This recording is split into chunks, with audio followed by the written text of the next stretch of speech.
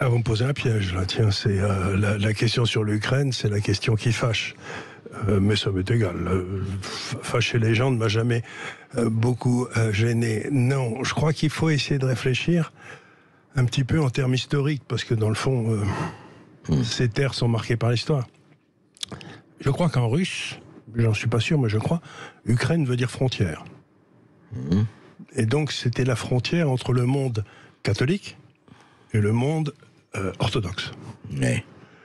Et ça fait un petit moment que, mettons, ces deux se mettent sur la gueule. Ça a commencé au moment du schisme, et puis il y a eu des croisades, etc. Vous connaissez Quelques l'histoire ? siècles se sont passés, oui. Quelques siècles se sont passés. Et ces deux façons de penser la religion complètement différentes. C'est-à-dire que en Russie, ils pratiquent beaucoup, depuis toujours, le césaropapisme. C'est-à-dire que le chef de l'Église, c'est un peu le chef de l'exécutif.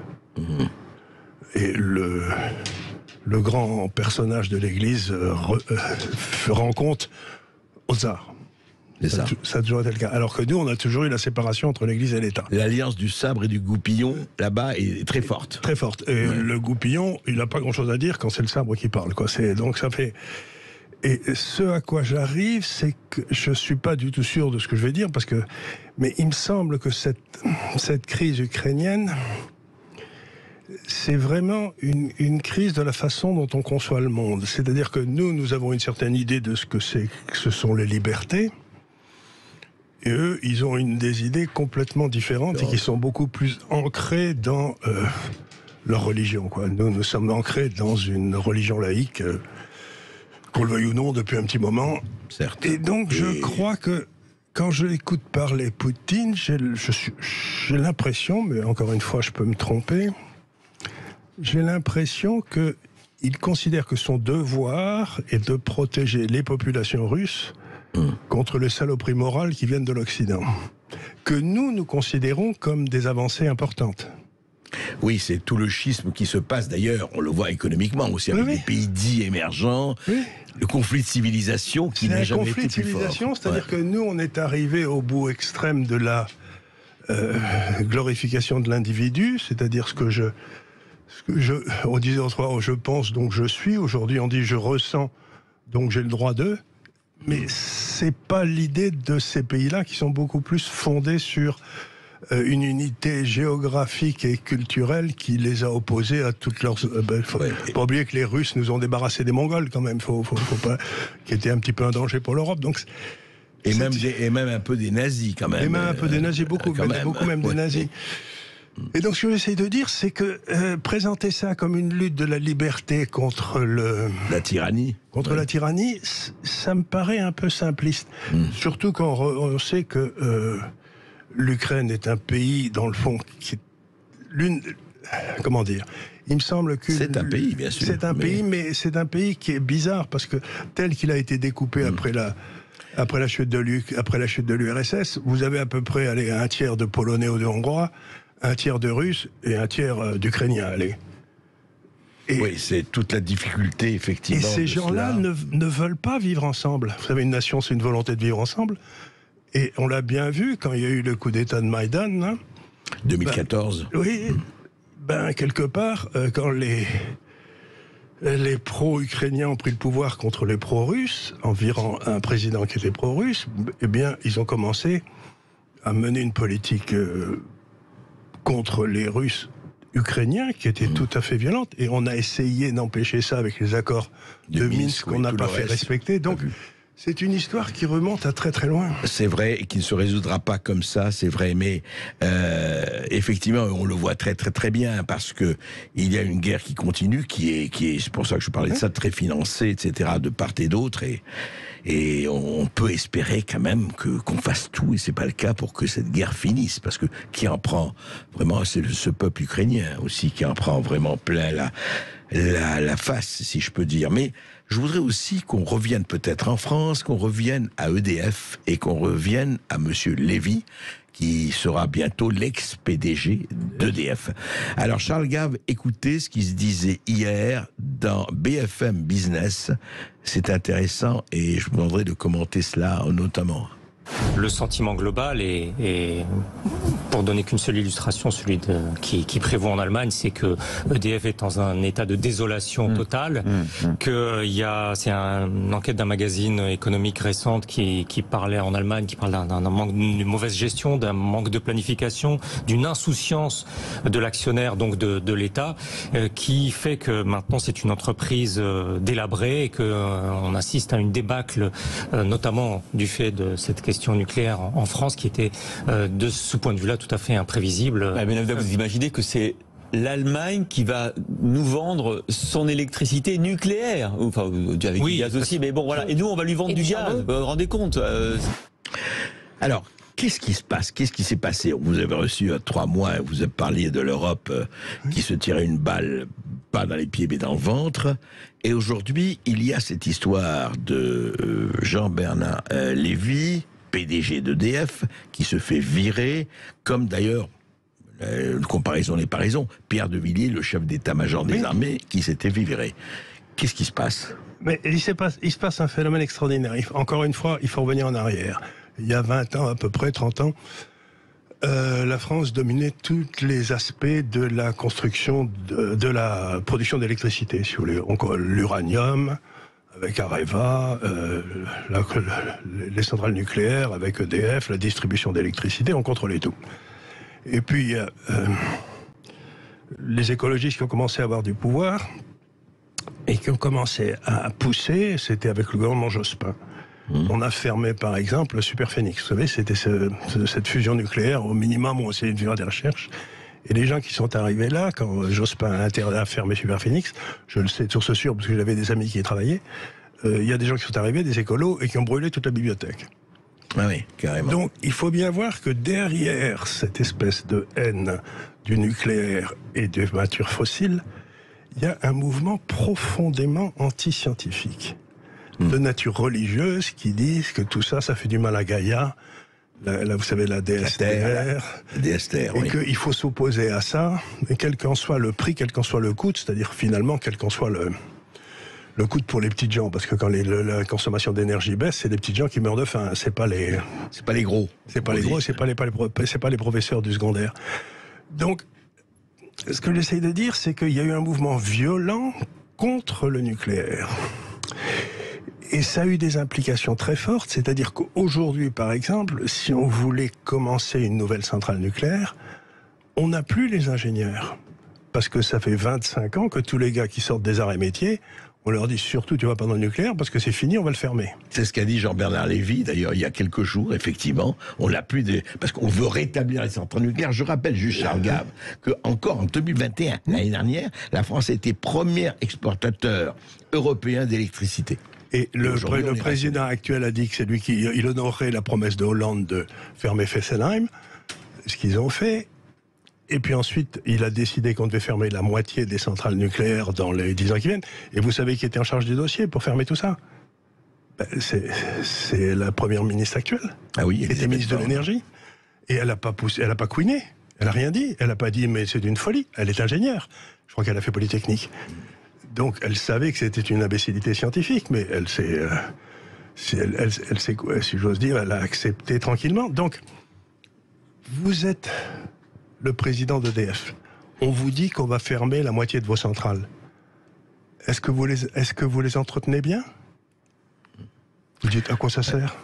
Elles vont fermer. Donc j'essaye de les faire durer encore 5-6 ans, mais je minimise les coûts.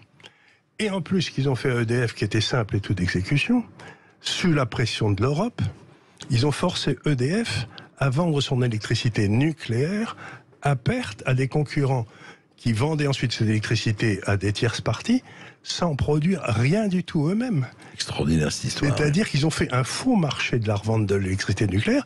C'était le quart du chiffre d'affaires d'EDF qui partait en subvention à des concurrents qui n'étaient que des amis du pouvoir en place. C'était le capitalisme de connivence dans toute son horreur. Et qui ne faisaient rien, ces concurrents qui ne produisaient rien. Ils ne produisaient rien. Ils allaient voir vous, moi, etc. Ils vous disaient, moi j'ai un prix spécial chez EDF, donc je vous vends l'électricité. Et puis quand le prix est passé de 45 ou je ne sais plus combien à 1000 ou j'en sais rien, tous ces gars-là ont fermé boutique et ont dit aux clients d'EDF, vous retournez chez EDF.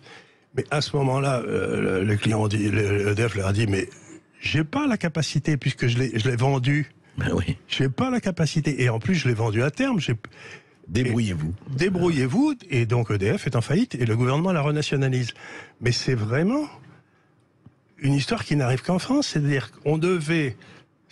Ici, il y a 20 ans, moi qui suis un financier, si on m'avait prévu que le prix du pétrole et le prix du gaz allaient monter comme ça, j'aurais dit bourrez-vous de EDF et bourrez-vous de...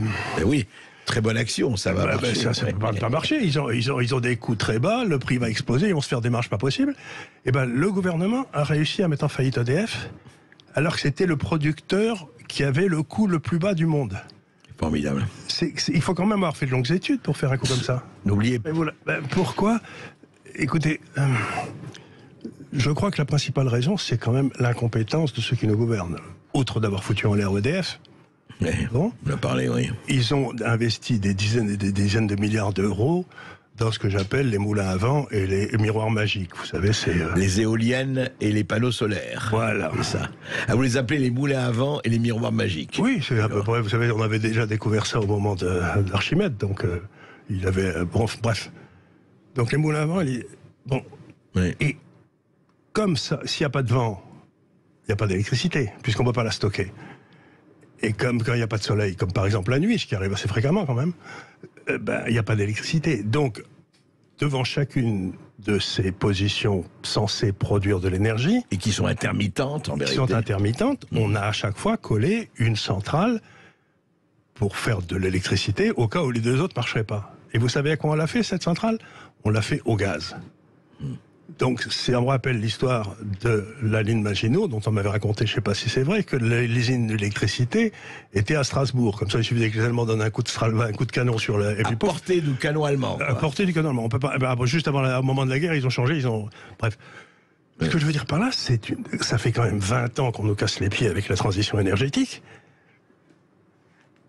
Et vous auriez pu penser qu'ils allaient mettre des centrales à côté des endroits où on était censé produire l'électricité et on n'en produisait pas, qui utilisaient des produits locaux, je sais pas quoi, du charbon, oui, enfin, n'importe quoi, mais surtout pas du gaz, puisque tout le gaz venait de Russie. Donc, on coupe les importations de Russie de notre propre chef, ils nous demandaient rien, ils voulaient respecter les contrats, eux, et on se retrouve complètement démunis, et c'est comme si... j'imagine que Pétain, en 1942, il a dû dire aux gens, écoutez les gars, on n'est pas sur Terre pour rigoler, donc... il a dit, oui. Il a dit, mettez-vous au boulot, allez travailler en Allemagne le cas échéant, et donc... voilà, c'est la même chose, c'est une impréparation et c'est un désastre intellectuel ce qui nous arrive. Ce qu'on dit, c'est un désastre économique, mais la première des choses, c'est que c'est un désastre intellectuel. Moi, à tous mes clients, j'écris des papiers, je vais les voir, etc. Ça fait 2-3 ans que je leur disais, les enfants, il y a une crise énergétique monstrueuse qui va arriver. Donc si moi, dans mon petit coin, je suis capable de le voir, je vois pas pourquoi tous ces gens-là qui sont entourés de types plus brillants que les uns que les autres ne sont pas capables de le voir. Mais alors, d'où vient ce désastre intellectuel? Franchement, vous avez un peu réfléchi là-dessus. Je crois qu'on en a discuté ensemble, vous avez même invité un jour là-dessus, pour qu'on va essayer de m'expliquer pourquoi le niveau intellectuel des classes dirigeantes en France s'est écroulé comme ça. Et c'est pas nouveau. Si vous comparez les gens qui entourent Macron aux gens qui entouraient De Gaulle, entre Guillaume, etc., il y avait quand même des poids lourds autour de Gaulle, c'était pas n'importe quoi. On pouvait pas être d'accord, mais enfin c'était des mecs qui avaient l'intérêt de la France, qui réfléchissaient à long terme, etc. Donc là, on a des pantins, c'est-à-dire des gens dont le but essentiel dans la vie, c'est de gagner l'élection cantonale la semaine prochaine. Ils ne raisonnent qu'en fonction, mais quand vous... De la réélection. De la réélection et de l'élection de la semaine prochaine, quelle qu'elle soit. Et moi, ce qui me tue, c'est que si vous faites une politique énergétique, votre horizon est 30 ou 35 ans. Vous en avez... À la limite, c'est même pas quelque chose qui vous rentre dans la tête, quoi. Donc on a une série de gens foutres, mais qui dépasse l'entendement. Mais le vrai problème que je vois partout en Europe, c'est que ça s'est passé partout en Europe, cet écroulement du personnel politique. Ouais. Et le but dans une démocratie, c'est quand il y a un type qui est trop nul, on le vire, quoi. On fait une élection, on le vire, etc. Mais il n'y a pas un pays en Europe où il y ait quelqu'un sur la liste d'attente. Vous voyez ce que je veux dire? Qui vous allez mettre à la place en Angleterre? Madame Truss, la pauvre femme, elle est nulle. En Allemagne, c'est effrayant. Vous regardez partout. Donc, comment se fait-il que cette espèce de... l'avatar européen nous ait amené un personnel politique aussi nul partout? Et est-ce que Charles Gave, on n'a pas le personnel politique qu'on mérite? C'est-à-dire qu'on a personnel... poser la question, en tout cas. Mais si vous voulez, si vous me demandez à vous ou moi d'aller faire quelque chose en France, Je peux rien faire puisque je ne suis pas maître de ma monnaie, je ne suis pas maître de mes taux d'intérêt, je ne suis pas maître de mon budget, je ne suis pas maître de ma loi puisque tout est fait, etc. Donc, à quoi ça sert d'être au gouvernement en France? Puisque de toute façon, vous allez avoir aucun pouvoir. Donc, vous n'attirez que les gars qui sont attirés que par les apparences du pouvoir, mais pas par la réalité du pouvoir. Ça veut dire que le vrai pouvoir aujourd'hui, enfin, un des vrais pouvoirs, c'est chez Madame von der Leyen et la Commission européenne? C'est eux qui les prennent et on les laisse les prendre. Par exemple. Ils ne sont pas élus d'ailleurs. Ils sont pas, aucun n'est élu. Et j'ai lu un papier très intéressant fait par un politologue américain qui m'a amusé. Il a dit on est en train de remplacer the rule of law, vous savez, la règle par la loi. L'état de droit. L'état de droit par the rule of judges. Par la règle des juges. Par la règle des juges. Donc vous avez toute une série de gars à Bruxelles, la Cour européenne des droits de l'homme ou la Cour de justice européenne, qui dans le fond font le droit, alors que ça devrait être la responsabilité de chaque parlement, de chaque pays et des citoyens. Mais là, ils sont élus par personne et ils font le droit. On ne peut pas virer un ayatollah de service qui aurait dit des choses désagréables en France sur la France.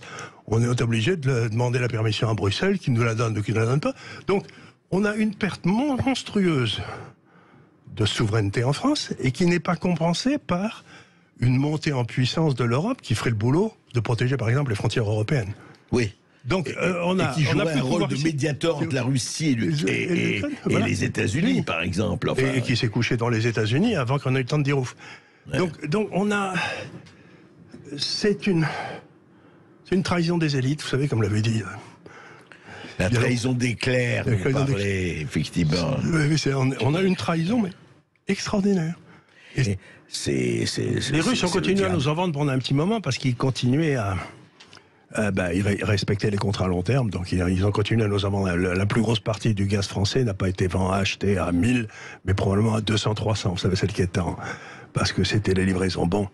Donc, mais ça, c'est fini, puisque apparemment, je ne sais pas si c'est vrai, enfin ce que disent les Russes, c'est que les sociétés de services européennes qui devaient entretenir le pipeline russe, Nord Stream 1, là, refusent d'intervenir puisqu'il y a une interdiction de faire du commerce avec la Russie. Donc, la Russie ferme son pipeline.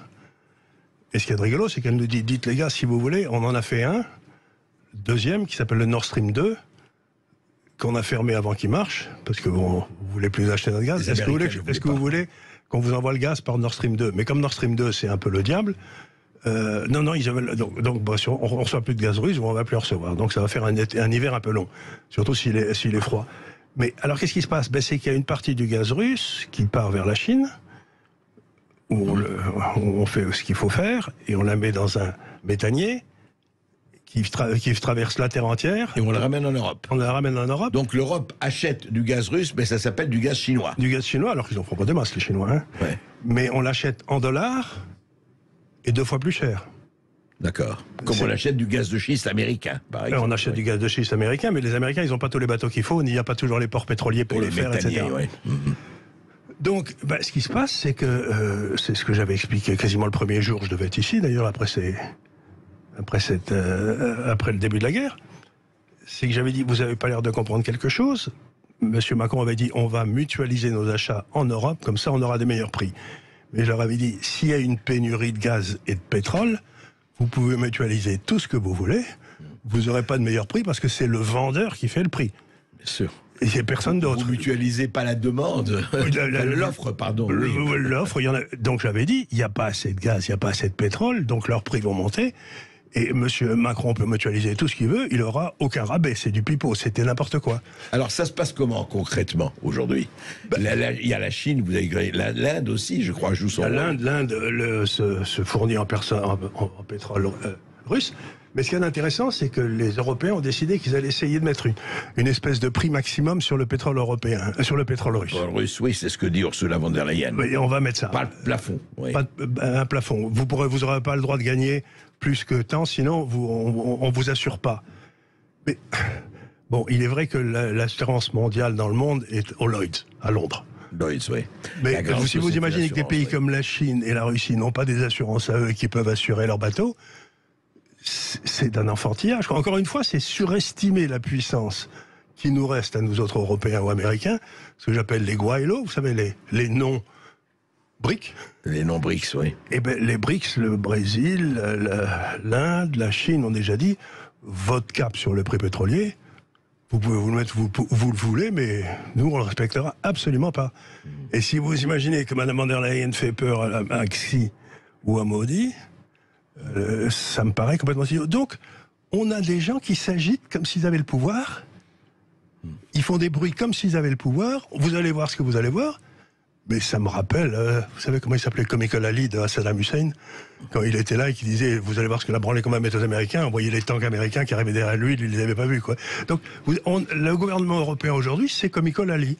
C'est les gars de Saddam Hussein, mais qui sont d'une nullité et d'une fatuité. Ils pensent que les gens ont peur d'eux, s'intéressent à eux, qu'ils sont le futur de l'humanité. Vous estimez, Charles Gave, qu'aujourd'hui l'Europe est en fait l'objet, pas le sujet, effectivement, de ce qui se passe, c'est la grande absente. Enfin, quelque part, la grande impuissante, si je peux me Oui, mais la grande impuissante, mais je veux bien qu'elle soit impuissante.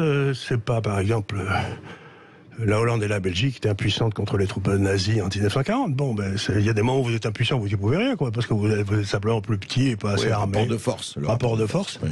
Mais là, non seulement on est complètement impuissant, mais on s'est gouré sur l'analyse. Et on prétend qu'on va voir ceci, qu'on va faire ceci, qu'on va faire cela. Mais c'est l'Église catholique qui excommunie les musulmans. Vous voyez ce que je veux dire? Tout le monde s'en fout quand vous êtes musulman. Non, je sais pas. D'être excommunié par l'Église catholique, ça vous... C'est pas très haut d'avoir provoqué. Donc ils sont en train d'excommunier la terre entière, mais tout le monde s'en fout.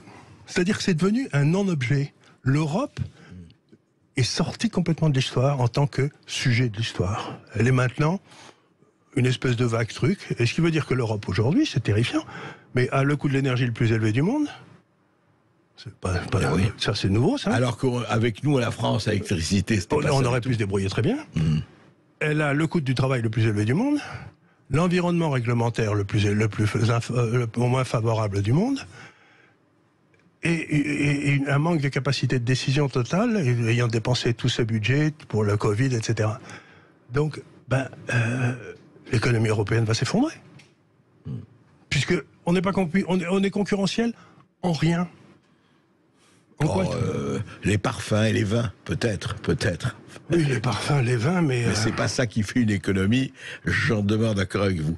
Mais dites-moi, au fond, est-ce qu'on va pas faire de prévision, et on l'a dit souvent avec vous, on n'est pas là pour jouer les voyantes.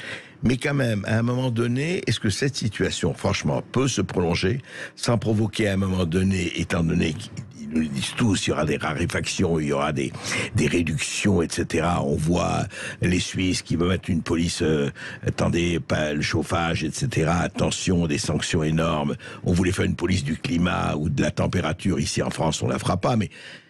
Est-ce qu'à un moment donné, quand même, ces choses peuvent continuer, perdurer pendant des années et des années?